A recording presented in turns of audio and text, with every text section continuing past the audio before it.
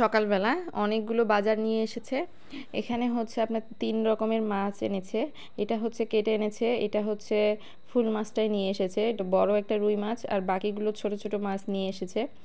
এগুলো হচ্ছে বাটা মাছ বলে আমাদের এইদিকে, জানি না কার এলাকায় কি মাছ বলে। সাথে একটা মুরগি এনেছে। এগুলো এখন সব পরিষ্কার করা লাগবে। আমি সকালবেলা ঘুম থেকে উঠে আগে ওকে নাস্তা করে দিয়েছি, খেয়ে অফিসে চলে গেছে। তারপর আমিও নাস্তা খেয়ে এখন সবগুলো পরিষ্কার করতে বসে গিয়েছি। এখানে আমি মুরগিটা প্রথমে কেটে নিচ্ছি। মুরগিটা কেটে নিয়ে এখন মাছগুলো ছোটোগুলো আগে পরিষ্কার করে নিলাম, কারণ তার মধ্যে ভুঁড়িগুলো আছে, না হলে মাছটা বেশি বেলা হলে নষ্ট হয়ে যাবে। তাই ছোটোটা আগে পরিষ্কার করে নিয়েছি। অনেকটা পরিষ্কার হয়েছে। আসলে এইখানে মাটির থালাটাতে আমি পরিষ্কার করতে পারি না, আমার খুবই বিরক্ত লাগে, তাও আমি ওইভাবেই পরিষ্কার করে নিচ্ছি। এভাবে ধীরে ধীরে অনেক সময় লাগে আমার মাছ পরিষ্কার করতে।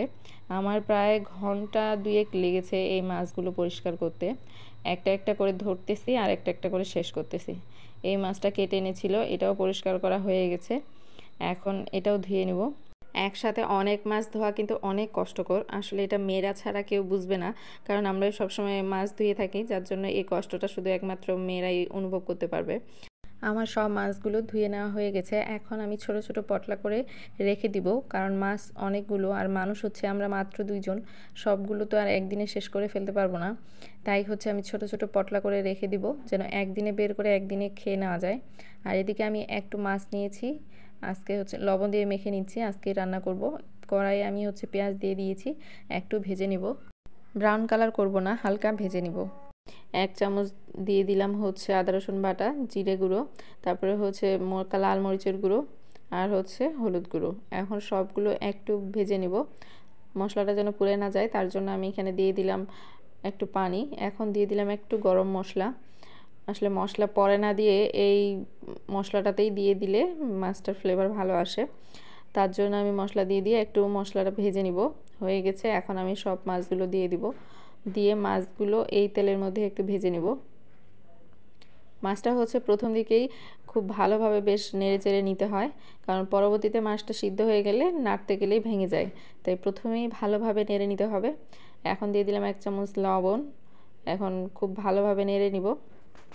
আসলে শরীরটা আজকে সকাল থেকে অনেক খারাপ, তার উপর আবার হচ্ছে অনেকগুলো মাছ ধোয়া, মানে সারাদিন একা হাতে সব কিছু করতে যায় সময়ই তো পাওয়া যায় না। তারপর আবার ভিডিও করা, ভিডিও এডিটিং করা, ভয়েস দেওয়া, এগুলো অনেক কষ্টের। আসলে যারা আমরা ভিডিও করি তারাই এই কষ্টটা বুঝবো। আবার ফেসবুকে এত কষ্ট করে কাজ করতেছি, রেগুলারিটি মেনটেন করতেই হবে। যে কোনো একটা ভিডিও হলেও প্রতিদিন ছাড়তেই হবে, তাও যদি কখনো সফলতার মুখ দেখতে পারি। মাছটা আমার ভুনা করা হয়ে গেছে, এখন আমি একটু পানি দিয়ে ভালোভাবে কষিয়ে নিব। মাছটার পানিটাও শুকিয়ে যাচ্ছে, এখন আমি নামিয়ে নিয়েছি। তারপরে আমি এখানে কিছু সরিষা শাক নিয়ে নিয়েছি। সকাল থেকে এগুলোও পরিষ্কার করলাম। এগুলো হচ্ছে লবণ দিয়ে একটু সিদ্ধ করতে দিয়ে দিব। এখন ভালো করে একটু সিদ্ধ করে নিয়ে নিব। ভাপিয়ে নিয়ে কাঁচামরিচ, তার সাথে হচ্ছে একটু রসুন কোয়া আর কিছু পেঁয়াজ দিয়ে আমি হচ্ছে তেলে দিয়ে দিয়েছি। এখন একটু নেড়ে নামিয়ে নিব। আজকের ভিডিওটা এই পর্যন্তই ছিল। ভিডিওটি ভালো লাগলে লাইক কমেন্ট শেয়ার দিয়ে পাশেই থাকবেন। আল্লাহ হাফেজ।